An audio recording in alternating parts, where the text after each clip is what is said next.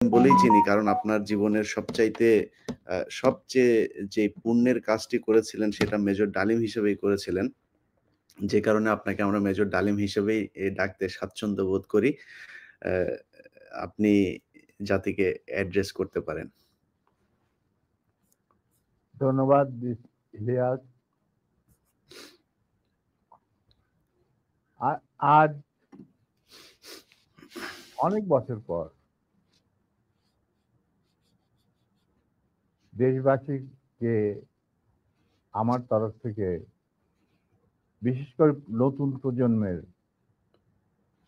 ছাত্র জনতা যারা ফ্যাসিবাদ বিরোধী আন্দোলনে আংশিক বিজয় অর্জন করেছেন, তাদেরকে আমি অভিনন্দন জানাই, সাথে লাল সালাম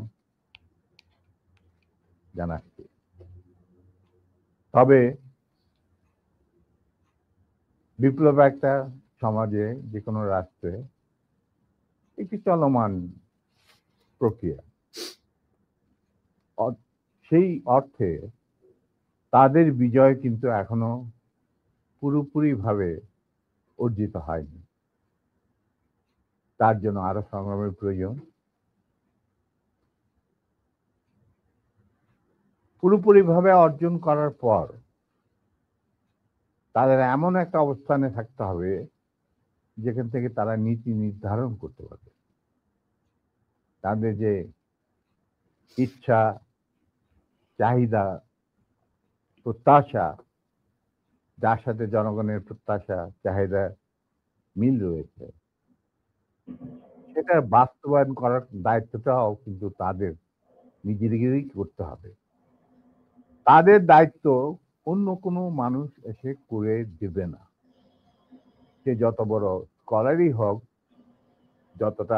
যতগুলি মেডেলের অধিকারী হোক, আমার দীর্ঘ জীবনের অভিজ্ঞতা বলে যে বিপ্লবী যে লক্ষ্য থাকে, সেই লক্ষ্য একমাত্র বিপ্লবীরাই সাধন করতে পারে, অর্জন করতে পারে।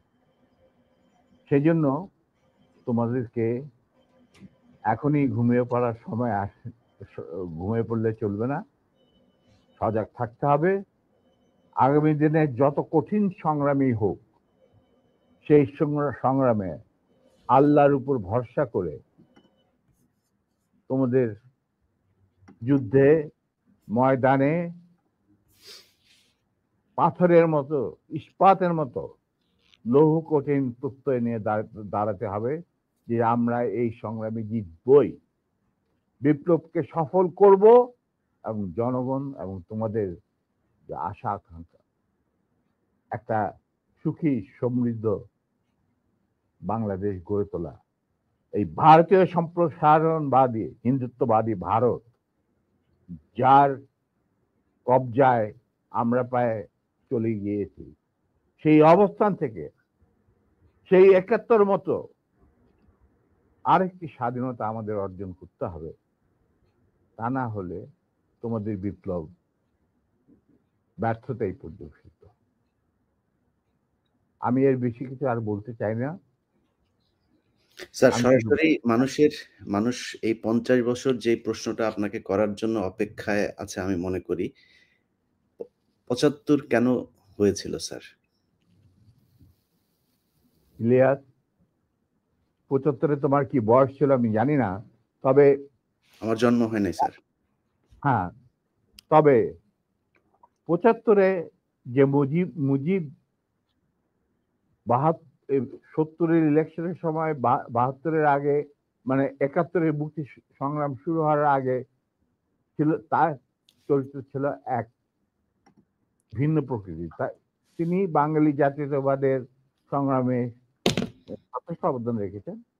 কিন্তু স্বাধীনতা যখন পাকিস্তান আর্মি ২৫-২৬ রাতে মানে বাঙালিদের উপর, নিরীহ বাঙালিদের উপর শেখ সন্ত্রাসবাদ, অ্যাট্রোসিটি বলো, জেনোসাইড বলো, চালালো, এবং যাতে লক্ষ লক্ষ হাজার হাজার শিশু, নারী, পুরুষ প্রাণ হারালো, ছাত্র জনতা কোনো কারণ ছাড়া। তারপর তখন সেই অবস্থায় আমাদের দেশের তথাকথিত বড় বড় জাদ্রেল নেতারা বিভিন্ন দলের তাদেরকে কিন্তু কাউকে খুঁজে পাওয়া গেল না। তারা তখন তাদের নিজেদের জীবন বাঁচিয়ে যার যার মতো জায়গায় চলে গেলেন। মুজিব স্বয়ং পাকিস্তান আর্মির কাছে ধরা দিলেন এবং তাদের সাথে একটা বন্দোবস্ত করে তার পরিবারের ভরণ পোষণের দায়িত্ব আর্মির হাতে তুলে দিয়ে তিনি পাকিস্তানে পাড়ি জমান। ডাক্তার কামাল হোসেনকে সঙ্গে নিয়ে, যিনি ছিল major via media between Mujib and the army junta. তখন সেই দিকহারা দিশাহারা মানুষ বুঝতে পারছিল না বাংলাদেশে যে তারা কি করবে, তারা কোথায় যাবে, কিভাবে নিজের প্রাণ বাঁচাবে। সেই সময় চিটাগাঙ্গে থেকে ভেসে আসলো মেজর জিয়া স্বাধীনতার ডাক। আমি তখন পাকিস্তানে চাকরিরত অবস্থা। সেই ডাকে লোক, দেশের লোক একটা আলোর রশ্মি দেখলো যে হ্যাঁ, আমাদেরকে যুদ্ধের, আমাদেরকে এই এইভাবে মরণের হাত থেকে বাঁচার জন্য আমাদেরকে যুদ্ধ করতে হবে। Simple is that. আর সমস্ত দেশে সর্বপরিসরে লোক বিদ্রোহ, সেই মুক্তিযুদ্ধ সংগ্রামে ডাকে সাড়া দিয়ে মুক্তিযুদ্ধ গড়ে তুলবে। আমরাও এখানে বসে থাকুন না, যারা পেরেছি, যাদের সাহস ছিল, যাদের দেশপ্রেম ছিল, যারা পাকিস্তানের আর্মি জান্তাদের নির্যাতন, নিষ্পেষণ, বৈষম্যমূলক আচরণের বিরুদ্ধে জানা ছিল,